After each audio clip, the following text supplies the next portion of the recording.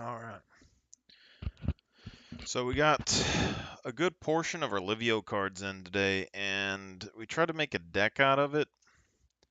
I couldn't fit all the cards that I wanted into it. My game plans kind of fell apart where I have to choose between specific equipments if I'm going to run them in the deck. So, like Mace of the Vigilant could still work with token theme because you could spawn a bunch of tokens and have Mace of Vigilance get a bunch of things pretty quickly.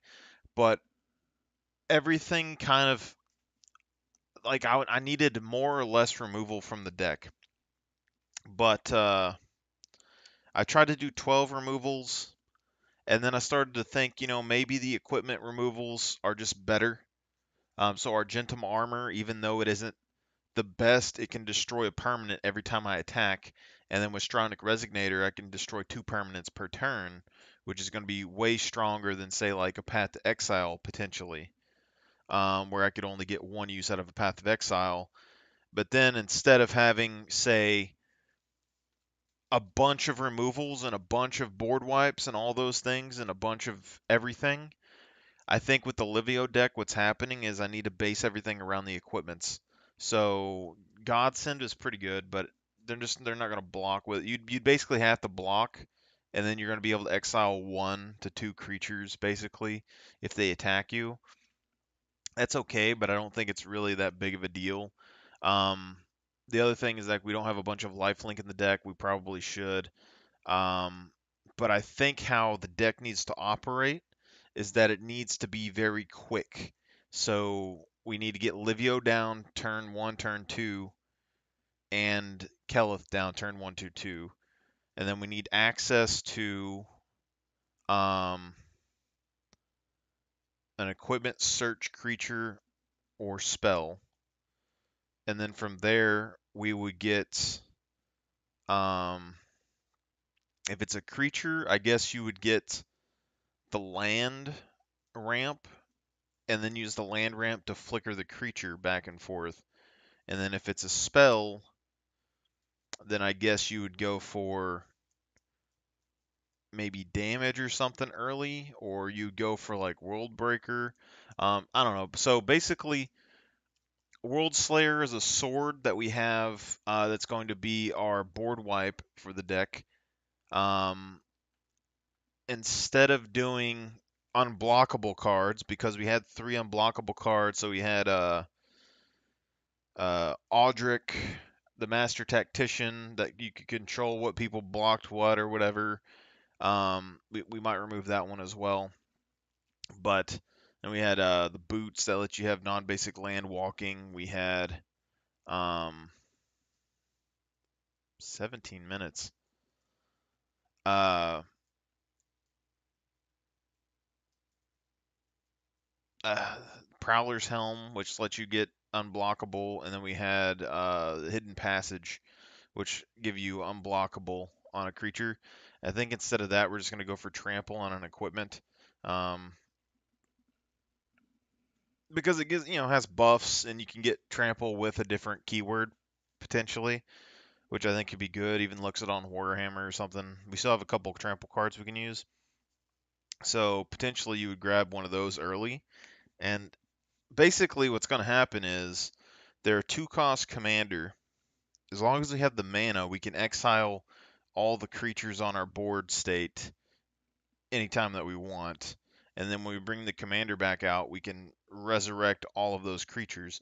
But if we can get both of them on the field early, we could potentially make both of those creatures massive. And people are going to have to remove both of them as quickly as possible. So potentially, if we have a spell, maybe we just go for searching out um,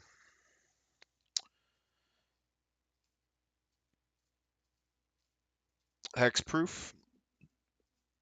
So all of our hexproof that we had in the deck, we did have like 4 hexproofs. I think we cut it down to like 2, potentially 2 or 3. Basically, instead of having a bunch of multiple uses of spells in the deck that give us the same keywords, we're keeping like 2 of each, sort of, besides the ones that can actually give us like specific damage. Like all of our damage swords, every time you like attack or you deal damage, they get 1/1 counters on them. Or if a bunch of creatures come in, they get 1/1 counters. And then there's one that deals damage for how many lands there are. I think if we wanted to make the deck faster potentially in the future, if we added the cards that made a bunch of tokens and we used Mace of the Vigilant and Black Blade Reforged, and then we just had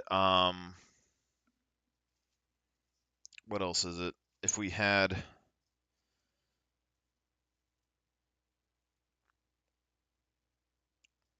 yeah, because Banshee's Blade and the other ones, uh, so two of the swords that we have, when you attack, they put a 1/1 counter on the creature, which basically is going to do the same thing Kelith does, and that's fine, except for we don't have any way to like double up the counters besides Stronic Resignator. But it also means that you can take the equipment off and stick it on something else and give them 1/1 counters and still keep that on your creature. So I think that is a benefit to being able to slowly buff up multiple creatures over a period of time. And then if I happen to run across my night card that if something with a 1/1 counter dies, then I could simply just create a 2/2 night token. So I think that's pretty good. And also when he enters the battlefield, he puts 1/1 counters on things. So you could pay potentially 2 mana to stick an equipment on a creature. Combat step, you get 1/1 counter, and then you just pay 2 mana each turn, and slowly you would have 1/1 counters on all your creatures. But conversely, we could use Stoneforge Masterwork and Pin and Blade, and then we could take out a couple of equipments and put in the token generation stuff, which right now we have Lena. The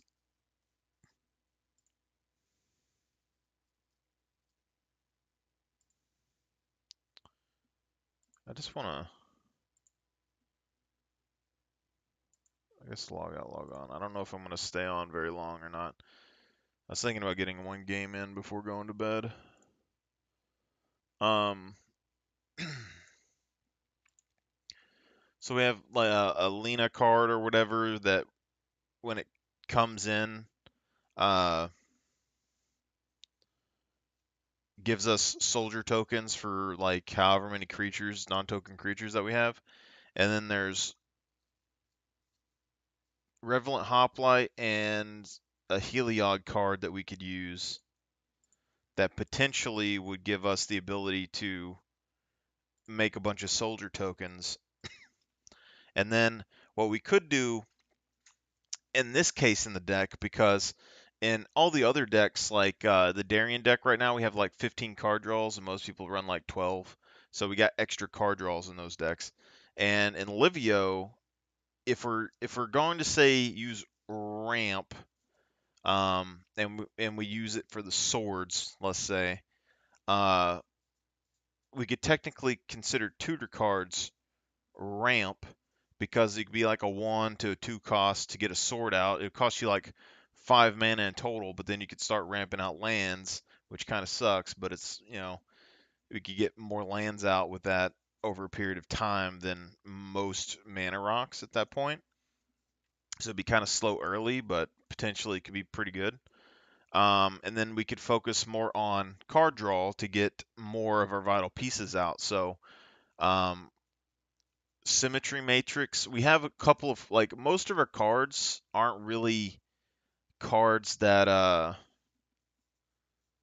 let's say work with Symmetry Matrix or Mentor of the Meek. But if we had either of those cards, all of our equipment search creatures, well, a good portion of our equipment search creatures, a good portion of our creatures that can search out other creatures, and a good portion of a couple of our defense creatures, I believe, can all proc Symmetry Matrix and Mentor of the Meek. And then if we make any tokens, those will proc it as well. And then we could pay, 1 or 2 and draw some cards. So at that point, I think potentially we could put extra card draw in on top of our tutor searches. Because right now, pretty much instead of having card draw, we're having tutor searches. and we have one sword that can draw us basically a card when it deals combat damage. So that's pretty much the main way we're going to have to draw cards in the deck early. But as soon as we get any equipment searches, since most of the deck is an equipment search and we're basically doing a Voltron kind of deck, um, we can flicker the creatures off the map, put them back on the map, and then that would trigger their ability to search out an equipment, which I'm going to consider card draw, even though it's going to cost us 5 mana total to do all that. We could blink out, 2 or 3 of them, or even for 5 mana, bringing an equipment out of your deck. That's okay. It's on par with like Planar Bridge or something like that. And then if we end up doing um, Symmetry Matrix and Mentor of the Meek, flickering those things in and out are going to allow us to search a card out and then trigger those, which we can then pay to draw more cards, which could potentially work. But if we do the other method with a bunch of tokens, we can do Symmetry Matrix, Mentor the Meek, you can do Rumor Gatherer, all the stuff that when things enter the battlefield, or tokens could enter the battlefield, all the things that, like, if a token entered the battlefield, you could draw a card. You could do all of those fairly easily by themselves. And I think that is potentially something that's really strong, because if I removed all the slower swords, like Banshee's Blade and all of that, let's say. Because, like, with Banshee's Blade and Armor of Icarus and stuff, those things you can put 1/1 counters on a creature when it attacks, and that's good. And with, Stronic Resonator or something, you could do 2, and it would make your creature really big really quick.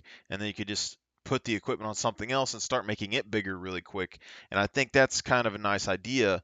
But with, like, Stoneforge Masterwork or Pen and Blade, you could literally pay or whatever, equip that to a creature, and then I could flicker a token gen card in and out of the battlefield and just make 20, 30 tokens. Then, well, probably not 20 or 30, but I could flicker in, say, a couple of those token gens and then make like 5 tokens. And then that creature with that sword is instantly going to get +5/+5 for that turn, right?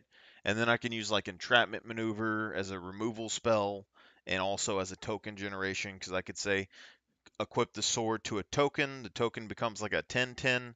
If you use Entrapment Maneuver on the token, produce 10 more tokens and equip the sword onto another creature, and you'd basically have lethal at that point for the most part.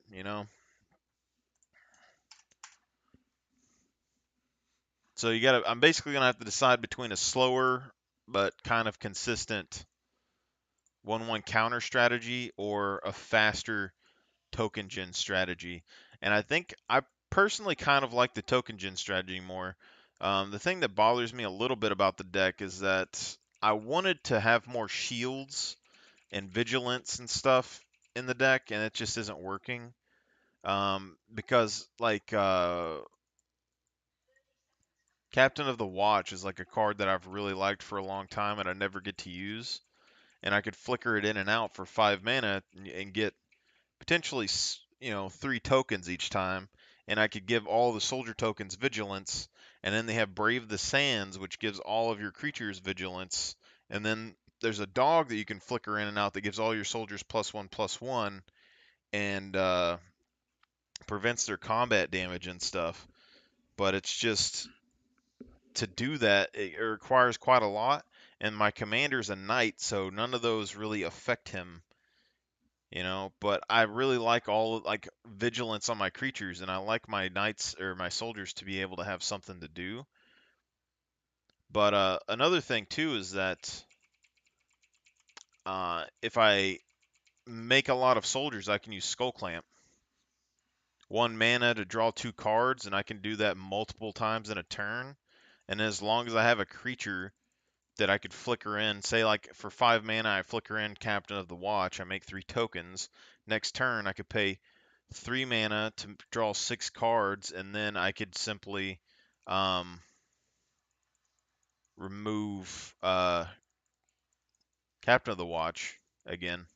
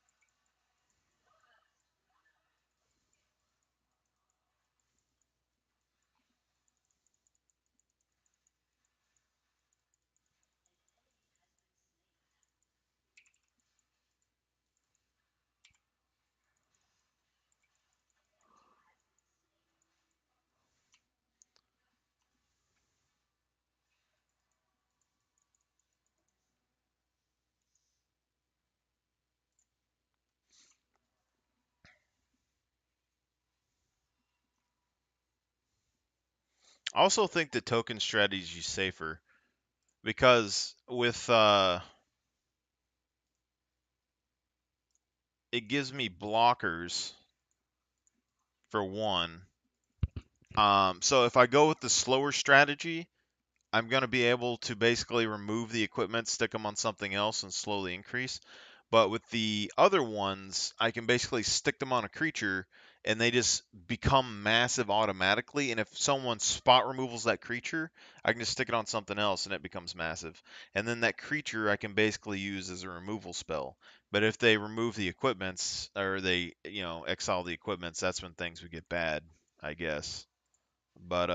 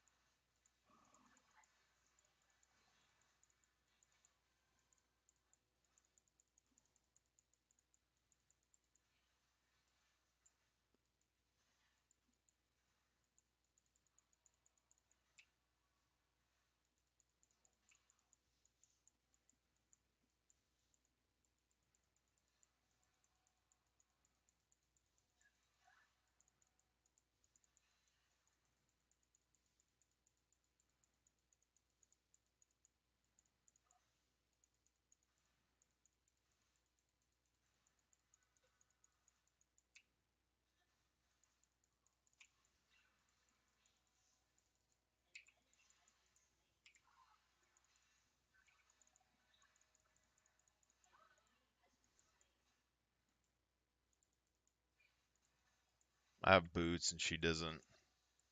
That's her problem.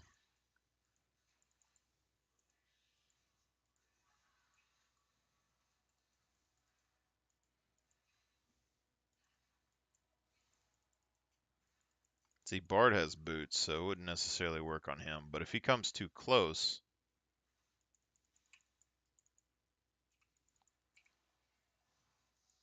wow.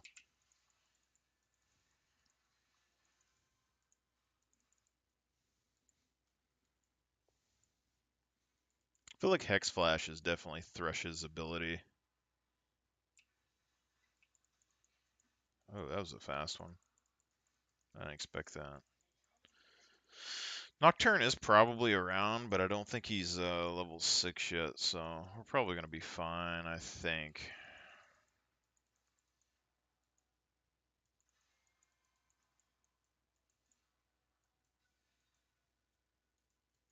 Think.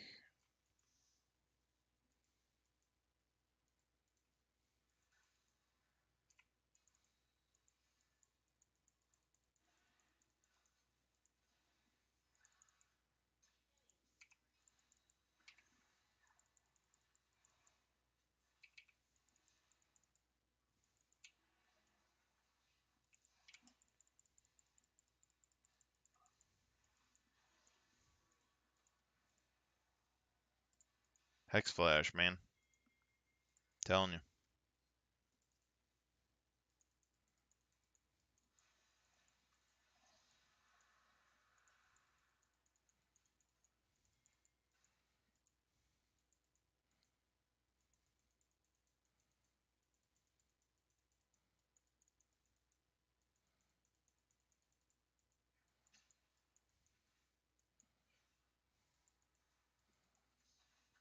Hex Flash on Thresh is like, has to be one of the best things there is.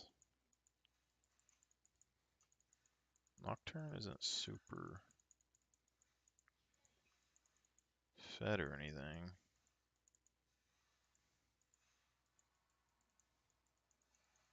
He is here though.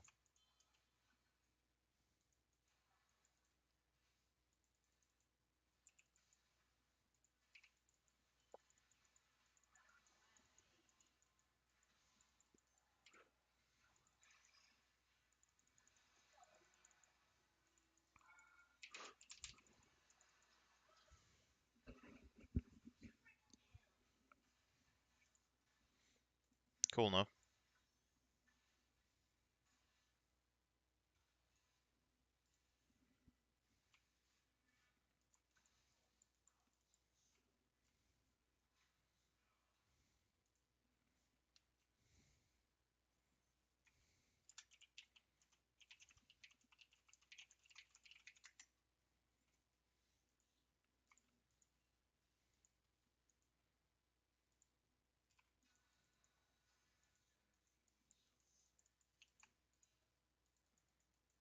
The fuck? Did you see a ward like I just did?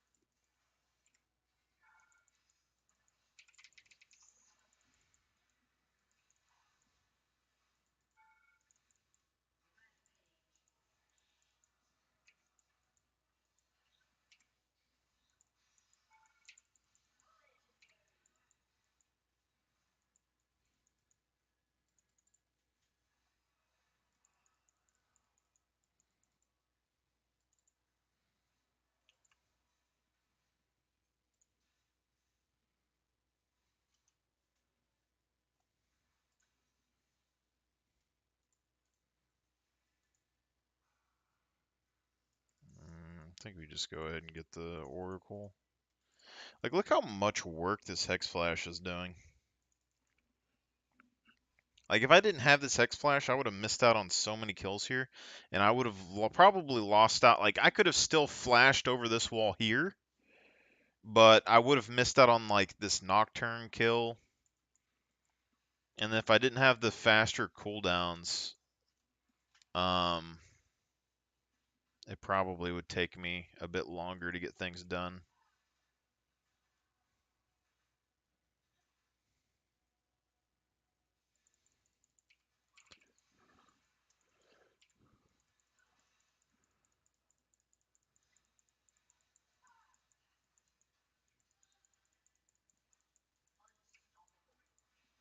Wasn't the best call on my part, to be honest, I guess.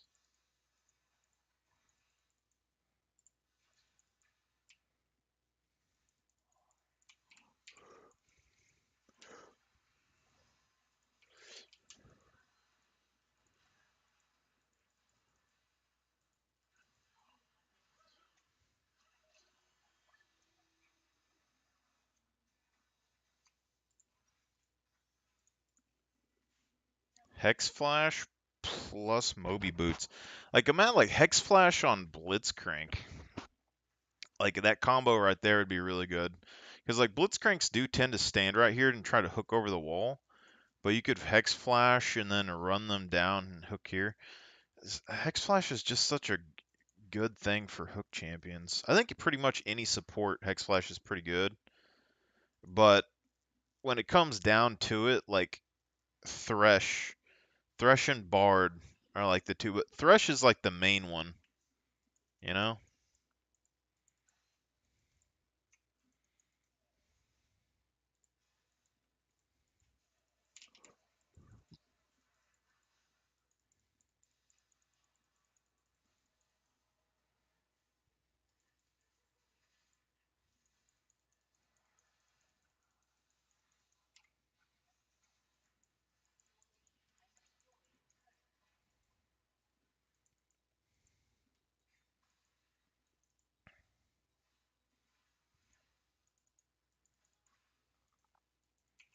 Let's go over here. A little bit of a...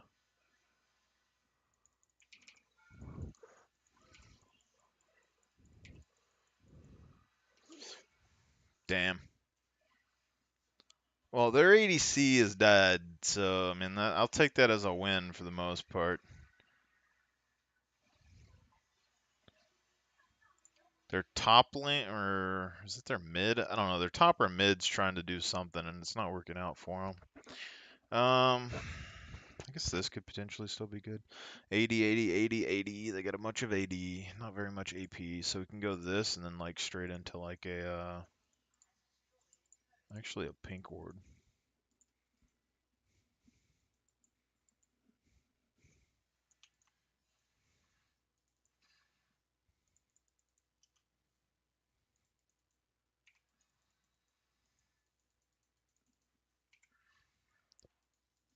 Damn.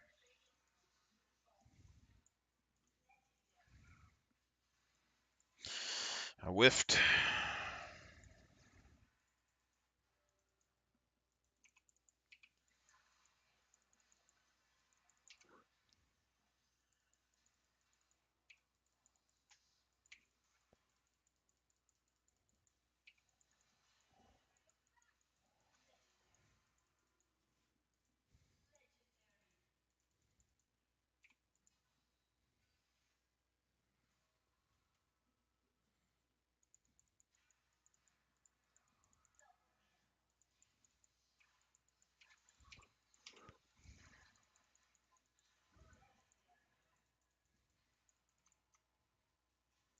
Threw me off a little bit.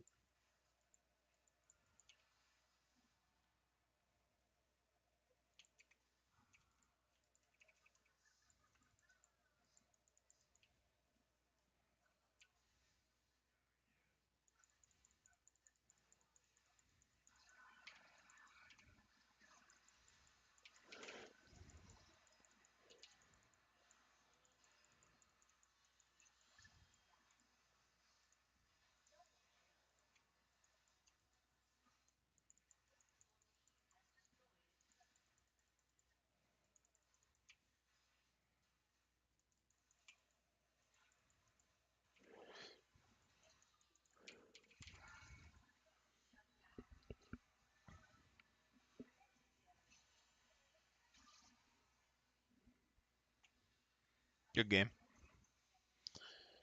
Good game, fellas. Good game. Good game.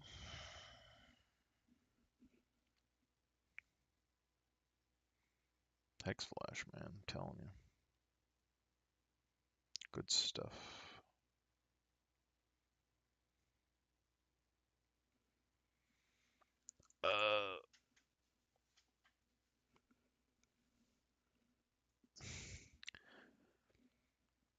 I still know that Lux from the other day is something that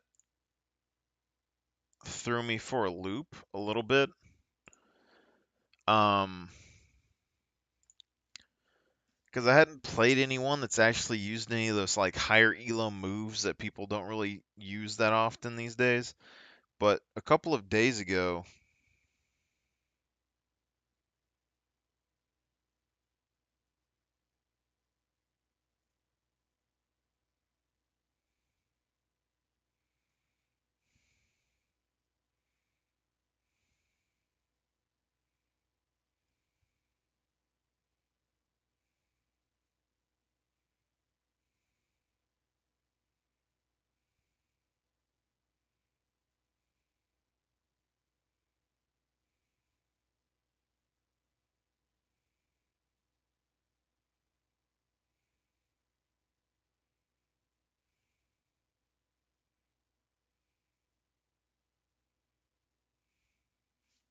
oh crap.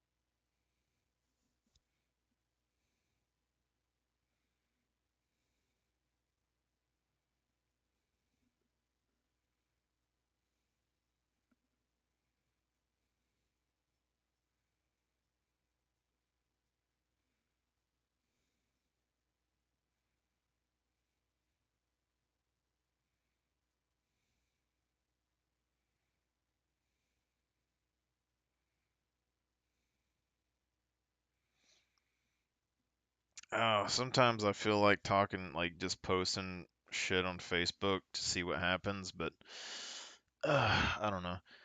Like it's just because like this person's named Sarah. It's just people that I know who've been around here for a long time. Her in particular, I mean, they've did some drugs. They've made some bad choices. They've had, a few kids from a couple different people. They're not awfully super attractive or anything. They're relatively old these days. I don't know, like 50, 40, 50. Um, Started just putting makeup on and making videos on it and selling beauty products, and like the makeup didn't look good. I'm gonna tell you right now, it did not look good on them. I don't know how they were selling makeup with those videos. Um, so I don't expect them to be making very much money off of it. And then they start posting things like, don't waste words on people who deserve your silence. Sometimes the most powerful things you can say is nothing at all. It's like, so why is it every person that I know, they get money, like a little bit of extra money, or they're doing a little bit something on the side, or they, got something a little bit cool for themselves, and they just start talking trash to everybody around them, right?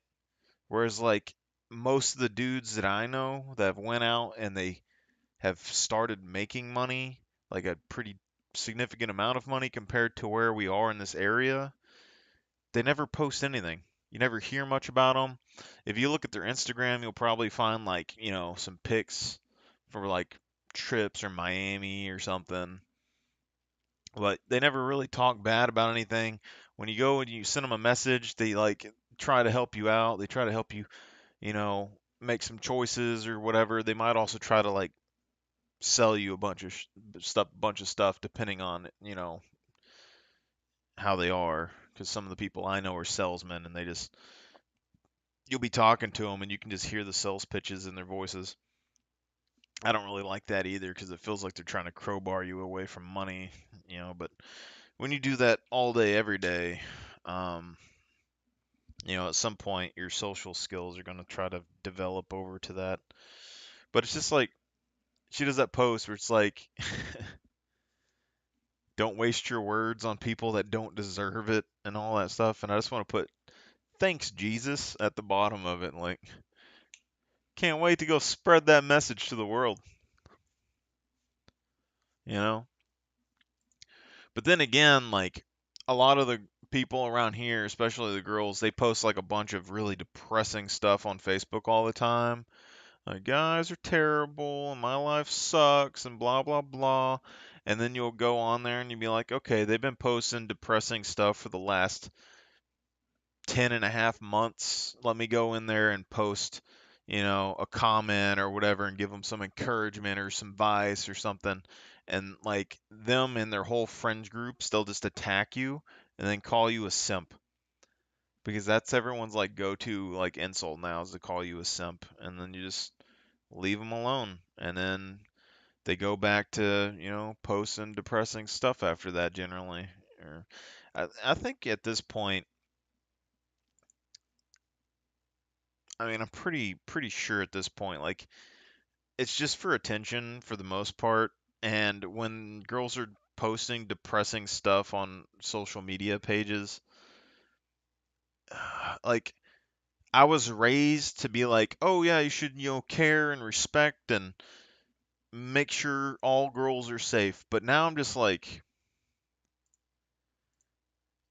is there life-ending depression posts that go on for 16 years? Maybe it's just like a minor inconvenience in their life and they're just being super dramatic about it. Because a lot of these things, like, even if it's like a bad relationship, there's girls that I've definitely known, they say they're in a bad relationship and beaten and all that stuff, and they need money for plane tickets, or something's going on, and people send them money, and then they don't leave, and then they'll get more money, and it's a cycle.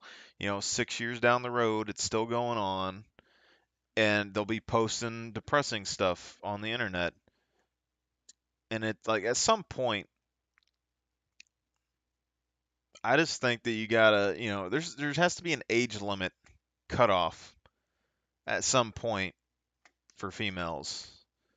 As much as I'd hate to say it, like, and even these days, I mean, even the young chicks these days, they take advantage of the system so much, and I don't know if adults are just a blind to it, but it happens 24/7, and no one seems to really notice. And like even like my older sister, she has stepdaughter, and she was doing all kinds of crazy stuff, and I was telling them like, yeah, kids these days be doing that shit.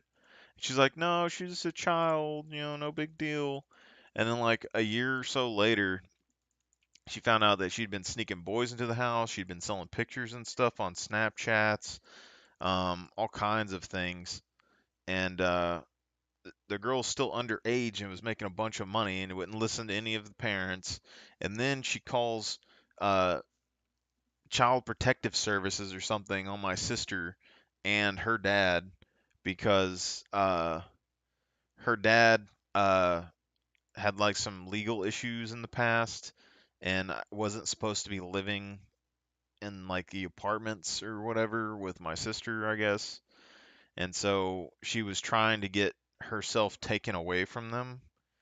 And it's just like, so these days, girls will use any system that can kind of be used as like a protection toward a thing to get leverage. They use it, and you can't necessarily blame them, but it's kind of fucked up.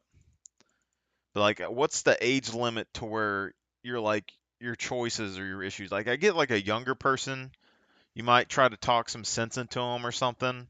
But, now that I'm older, I can't even do that, because if you're an older guy trying to like explain to girls these choices that they're making and the repercussions or some things that are gonna, and it just doesn't look good. And they could ruin your life by doing it. So it's like you can't really talk to them.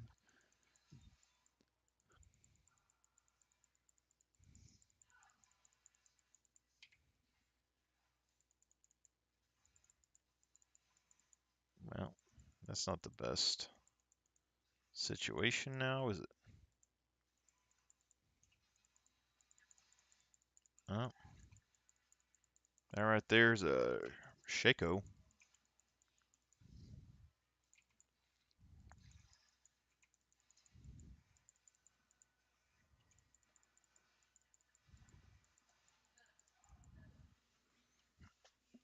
Probably not the best trade, but I mean, Ash is doing good. She got first blood.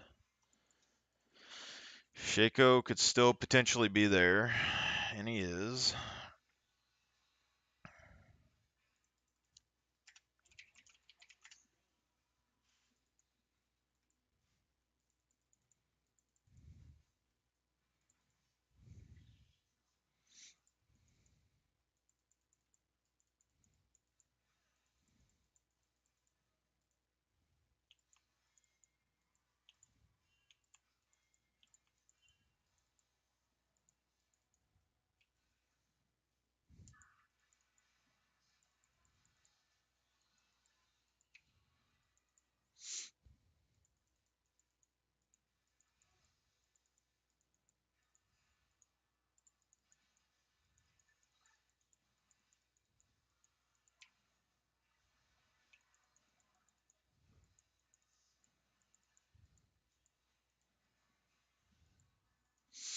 Not the best situation for me.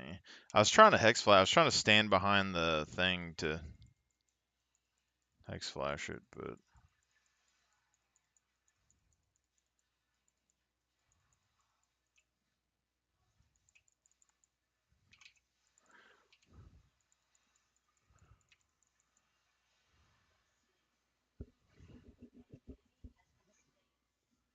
Alright, sacrificial lamb, I'm fine with it. I think we just wait for the crystal, to be honest. So, Ash is up, 1 kill on one thing. She got similar CS. We're 1 level below Zyra, which kind of sucks, but other than that, I mean, not super worried about it. Slow pushing into them unless Zyra. Well, no, because we have a cannon. Yeah. Slow pushing into them. That kind of sucks.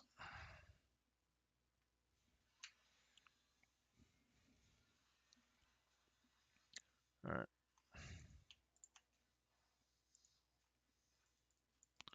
I'm not in the good side though for the. Oh my god. I can't believe that just happened, to be honest. I need this Ash to be a little safer until I can get my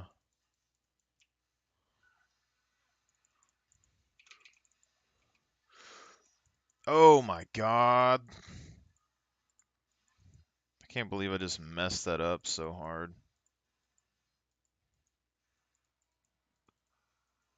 Shaco could be coming back down here too. That's a problem.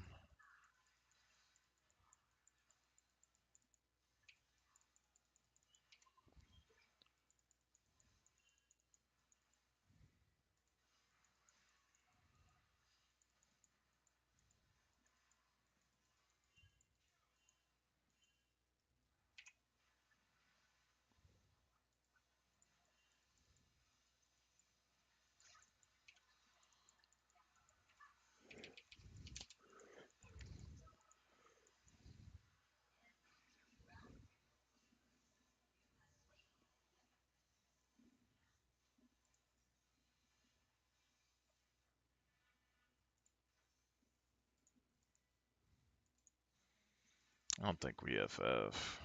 Still got Mordekaiser.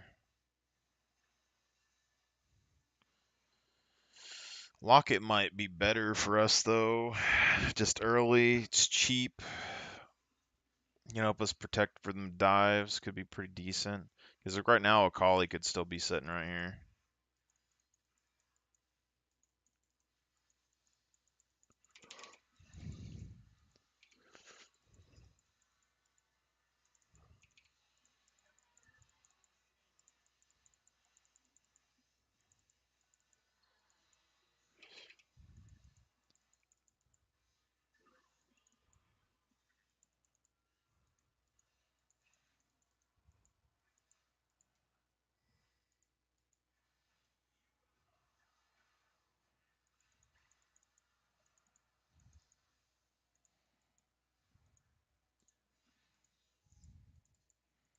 Mm.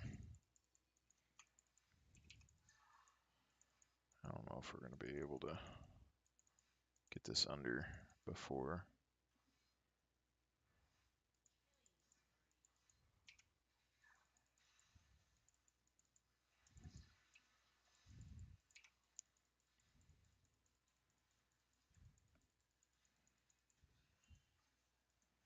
A lot of good old damage going on there.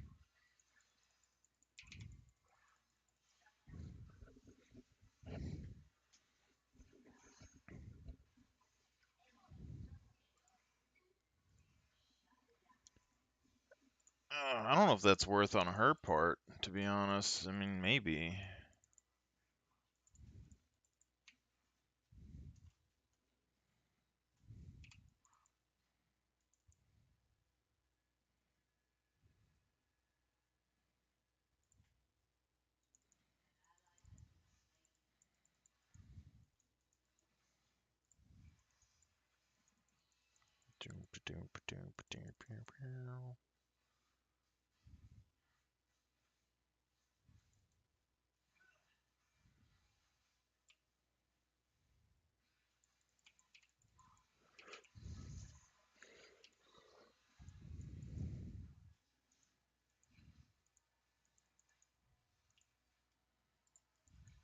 Not the best, not the worst.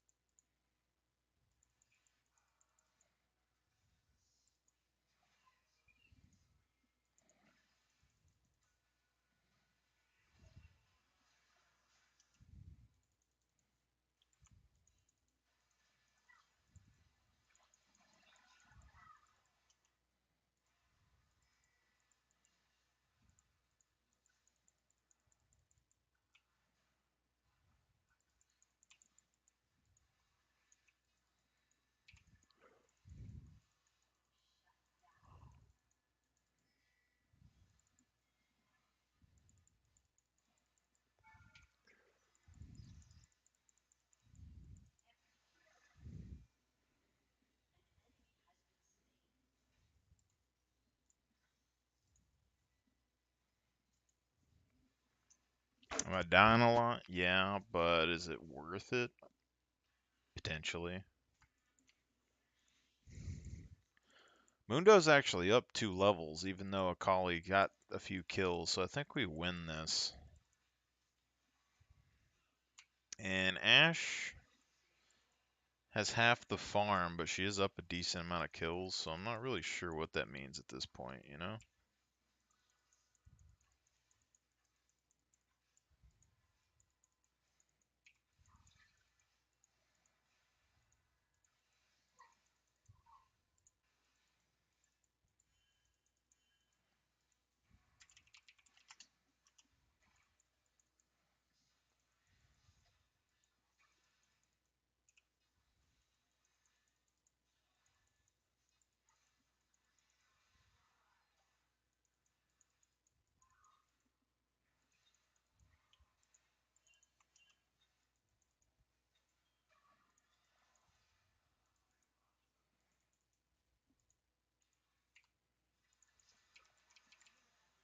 I knew better.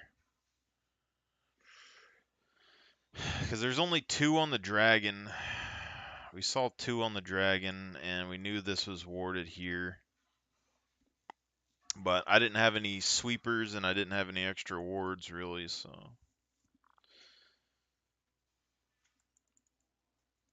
Let me go ahead and get this.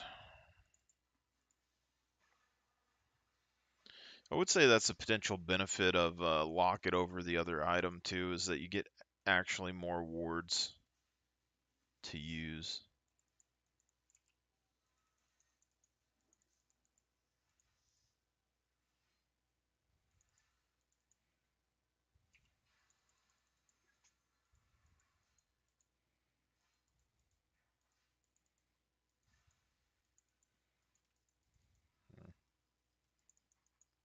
I don't think we chase here. Shaco's going to be kind of rough.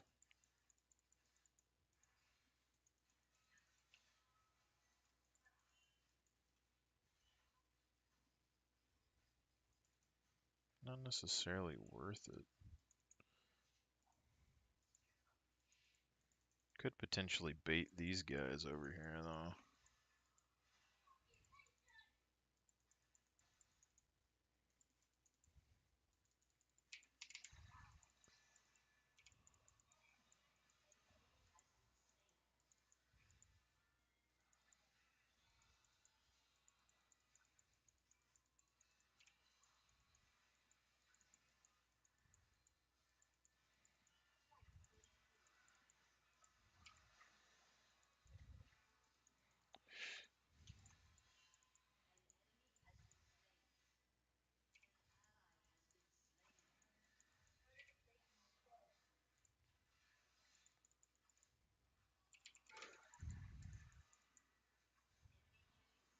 Wow.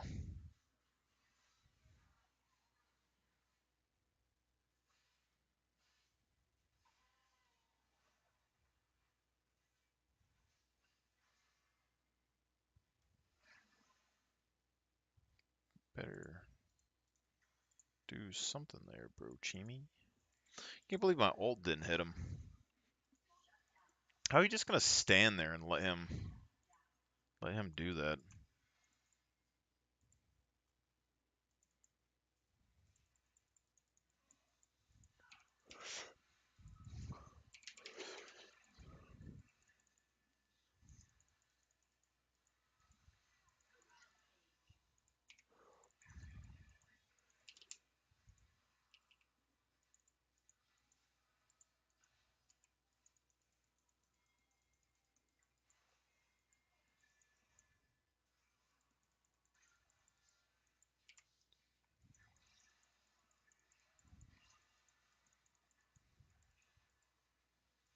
I mean, I'm not diving that Garen. I don't know what she was thinking I was gonna do there.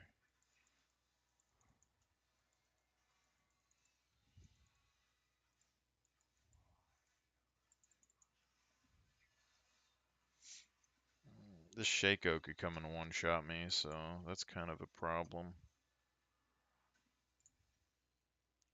So what they got, AD, AD, AP, AD, AP.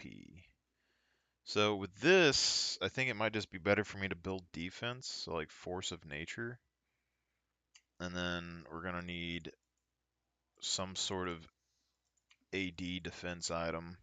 Garen doesn't necessarily care about attack speed. Shaco still has his boxes. He kind of cares, but not really. So I'd say we potentially just could build the anti-crit, maybe, depending on what Apollo is building. So it doesn't look like he's actually... Yeah, we could probably just build the slows.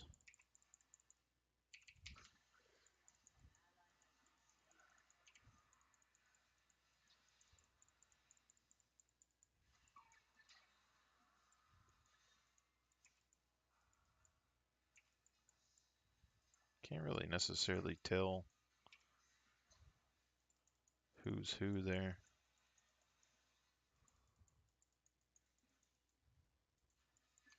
Shaco's still alive too, so we got...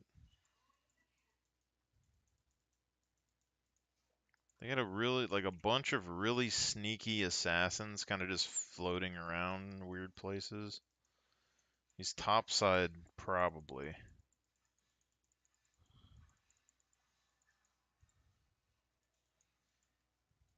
Probably.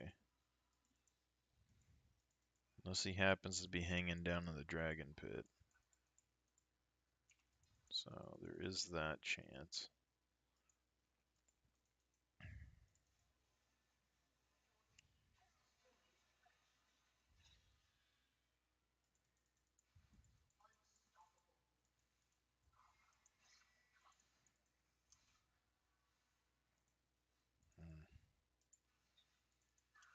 I think we come and help Mordekaiser. He doesn't have ult. So, damn.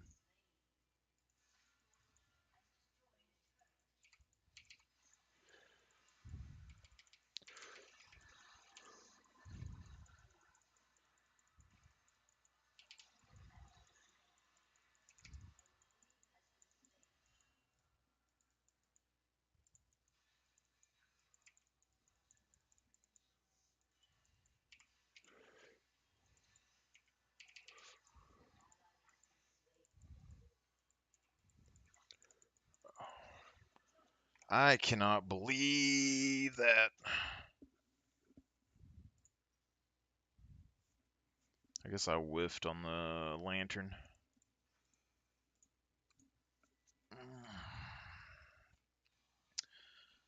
See, but if I did the movement speed slow item, I could catch these guys off guard, and the movement speed slow item still helps versus Garen and Shaco. So there is that as well. Decisions, decisions.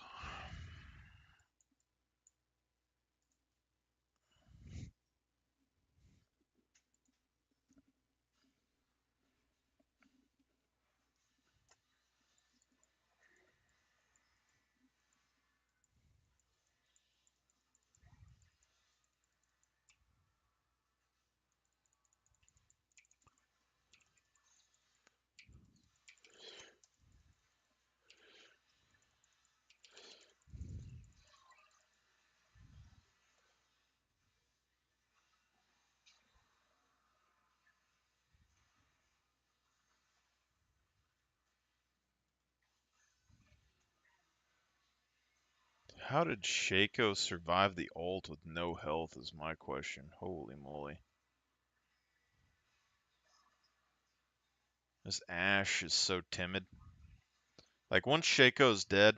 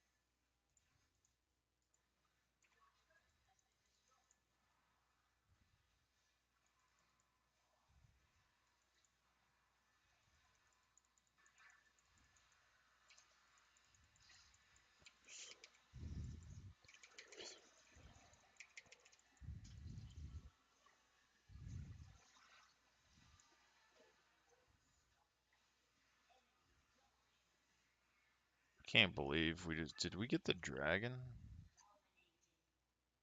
Yeah, you got the dragon, but that was a 5v4 and we just got completely wiped. I had Apollo next to me and Zyra. I just needed one of these people to grab the lantern across, and these two die. Shaco probably would have killed Ash, but I mean, that's fine.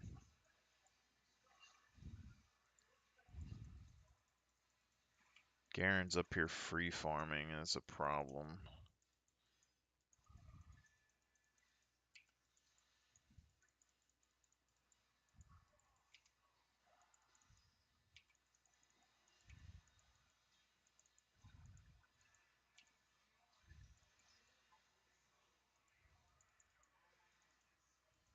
Yeah. Wow.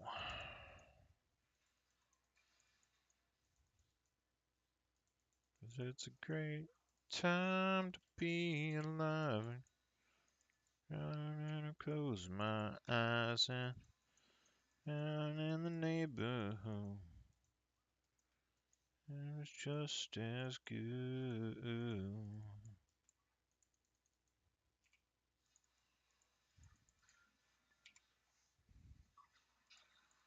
Wow.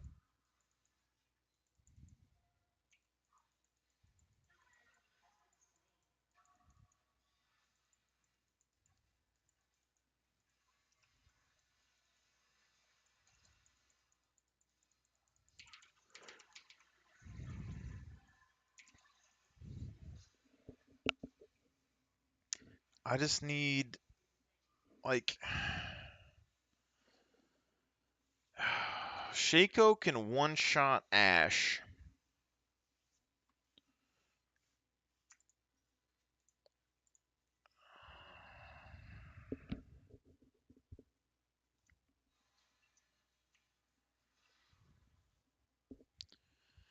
Yeah, it's a problem. It is a problem.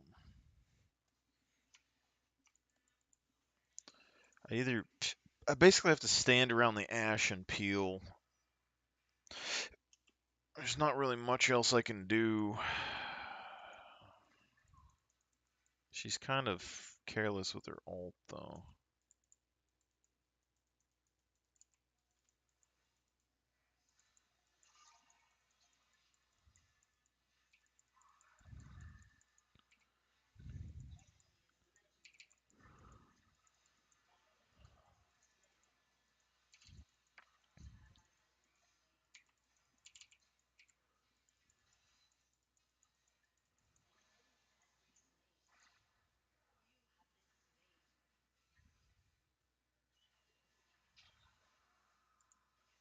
I don't think that works out. Like, you got two assassins. I think Ash can sort of take a collie, but it's not really 100%. It doesn't seem like Mordekaiser's able to kill Shaco. He could attack Baron to proc his thing, though.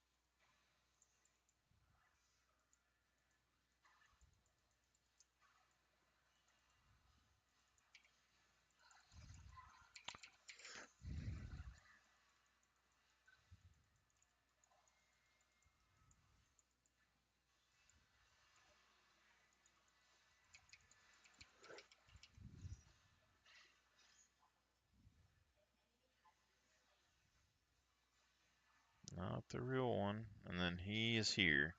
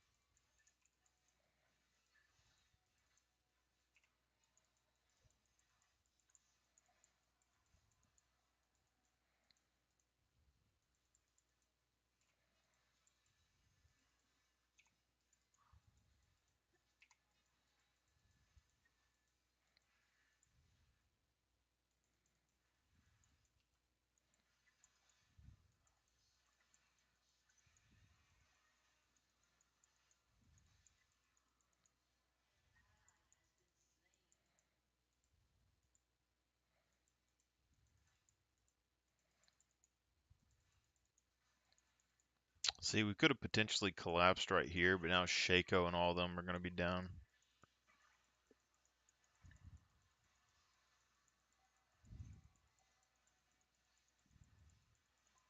Shaco is here. I mean, that's all we really need to know at the moment.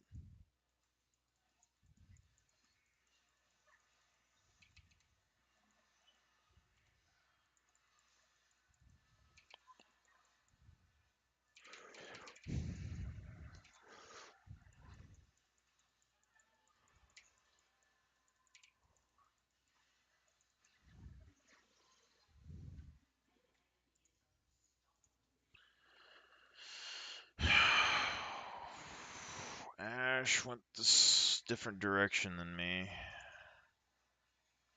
Kind of sucks. We have a chance, like if me and Ash are together, we have a chance to kill Shaco, but Garen's just basically playing his own game. So we got that. We could just go ahead and get the other defense items, probably. So just go and get the, this thing. Move this down here.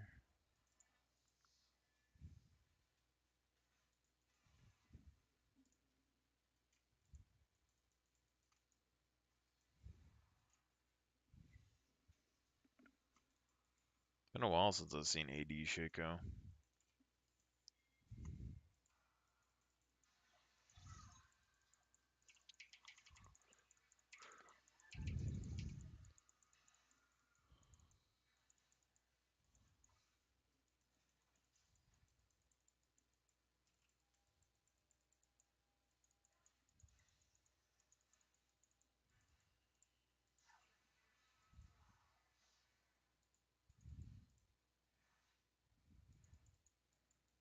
Well, that's not good.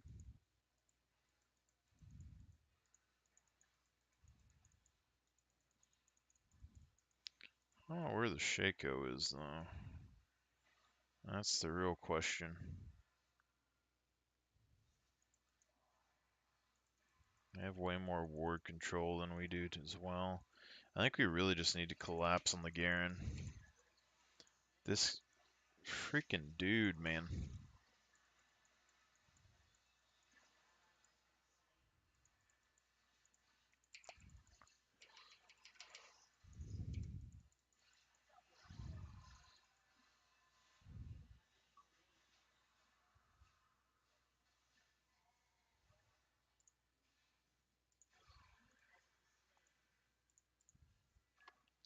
Garen is still going off by himself.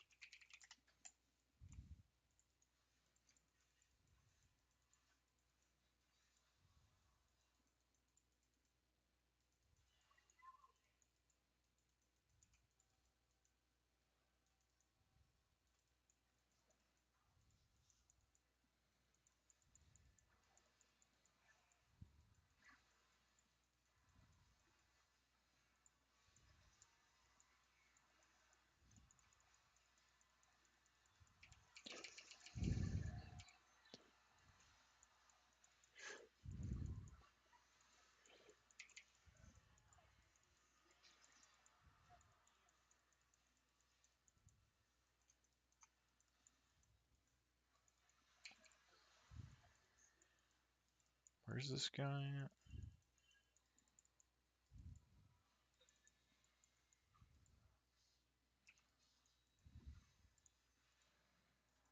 I mean, I have something to help with Garen. Sort of. I think we still got the drag. Nope.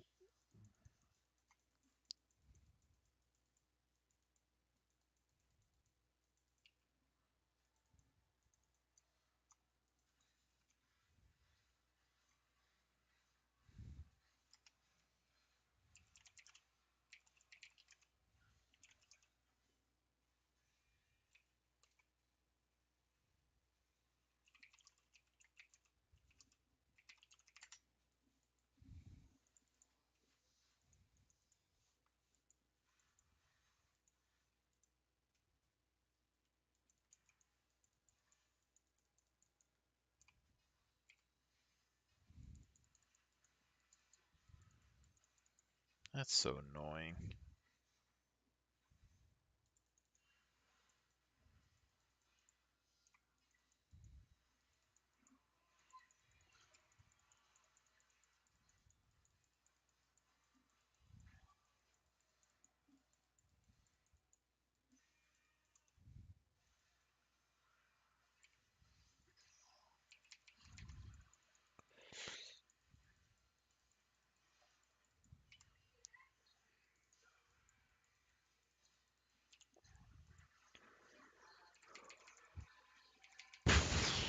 I can't believe that just happened. So I flash to auto attack. She dashes through my flash. My auto attack doesn't go off. That's annoying.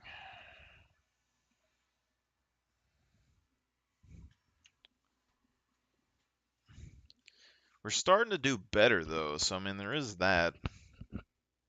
Kind of.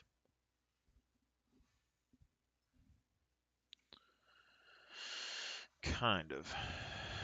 Karthus.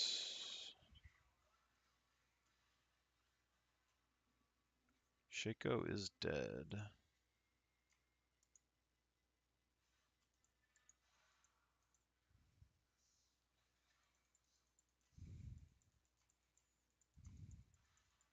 It's like right now Mordekaiser is super vulnerable. I should probably go help him, but there's also a lot going on here.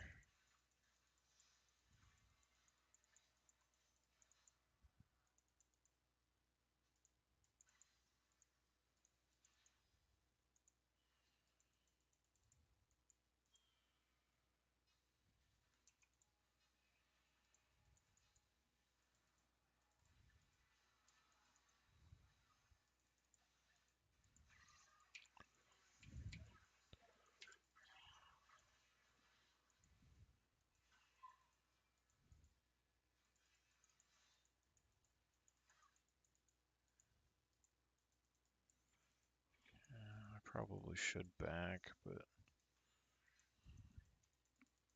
I need Ash to not be over here by herself is the thing.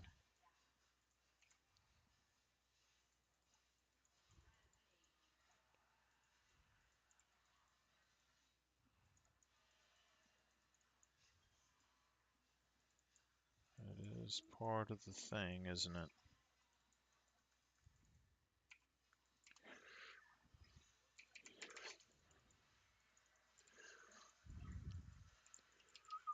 Show your face.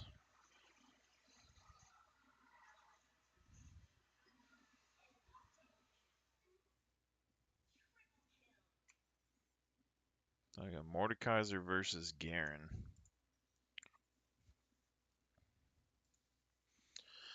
This is where I'm split because like with Thresh, I think the movement speed is really nice. I really like this movement speed, but like in this, like we have Shaco and we have like two assassins that are kind of going off, so like Locket would give them extra burst protection, whereas like the other healing item gives me more beef. It is a little bit more expensive and it heals for more potentially for my allies, but over a longer duration. But Locket plus Redemption has always been like a pretty solid extra, you know, it's 300 something health and the Locket does 300 something health. So there is a certain something about it.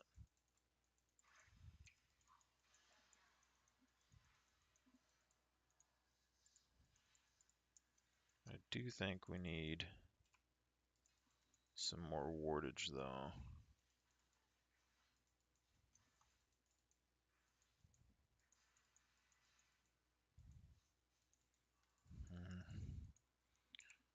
It's like the biggest problem I have is I can't keep everything warded. And then that and Ash is always by herself. Without fail, she is by herself.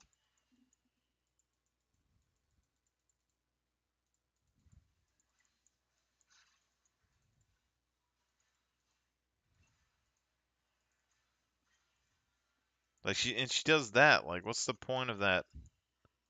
Not doing anything.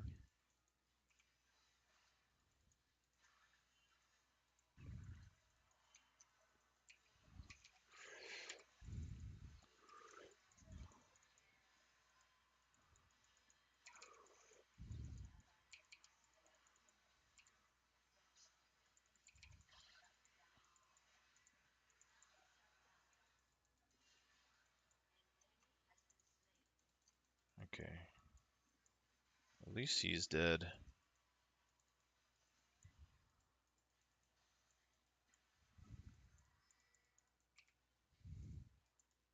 What?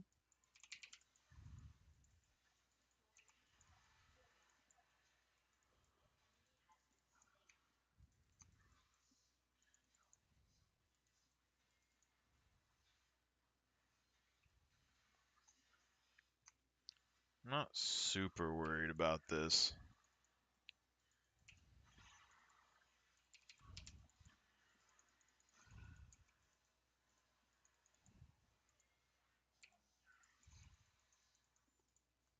That's not good. What am I supposed to do here?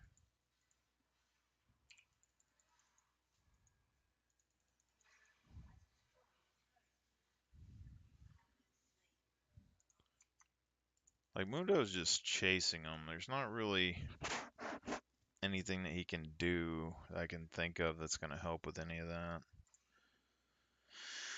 What's the next item that like I would say like Guardian Angel, but nothing seems super impactful. Knight's Vow is probably the correct answer. Then again, I mean, Redemption gives me another active, so why not?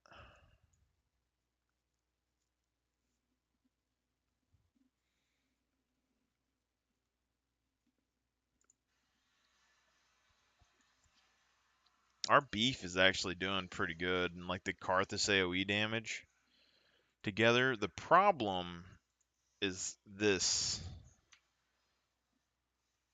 We have a max level Ashe that's always by herself.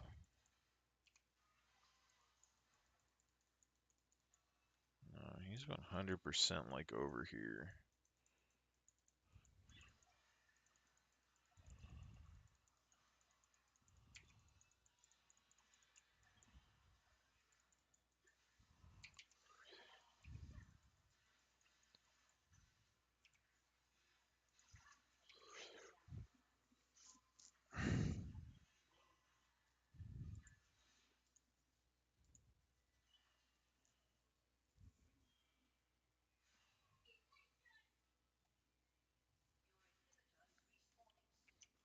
We got smoked there. It's definitely a Herald play. I got a little bit too many actives on me, so that's going to be an issue that I got to solve. Maybe I just go Knight's Vow.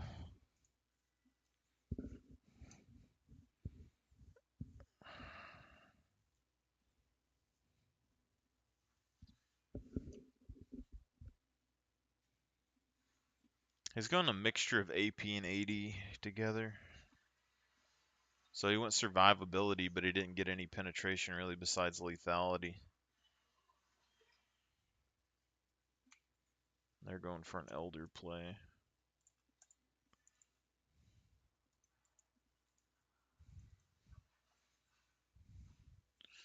If we can kill them before the next Elder, though, that's going to be the biggest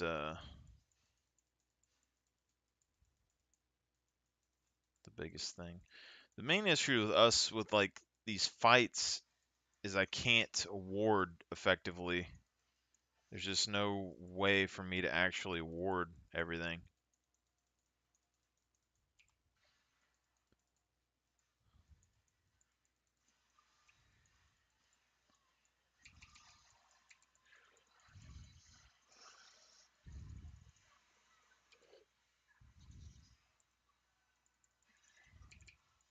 Oh my fucking god.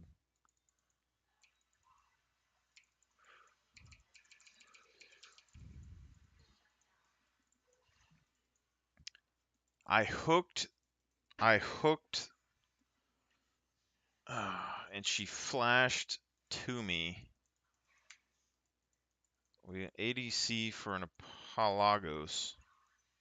I'm not sure if it's the best trade. Like, I think we can win these fights. I just can't do it by myself. And we're chasing Garen, and so they're basically just separating us, but like we can't.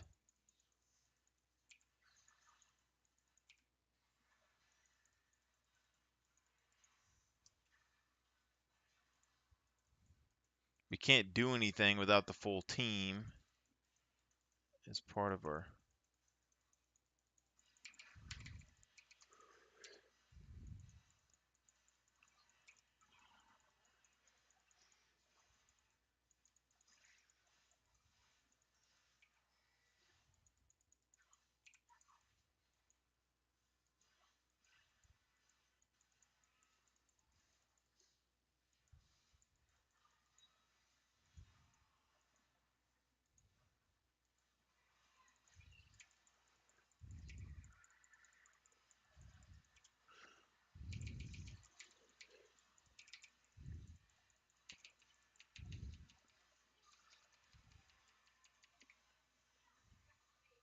Like, what? Like, why is it? It's always this. I don't understand.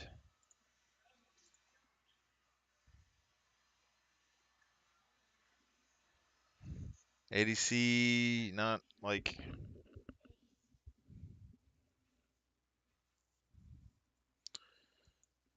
I don't know. Mordekaiser and Mundo are flaming each other, but I'm telling you right now, it has a really big thing to do with this Ashe. Because, like, right here, massive fight right here. Not very, like, Shaco and stuff was all there. Ashe just needed to collapse down. And then we had a half and half fight.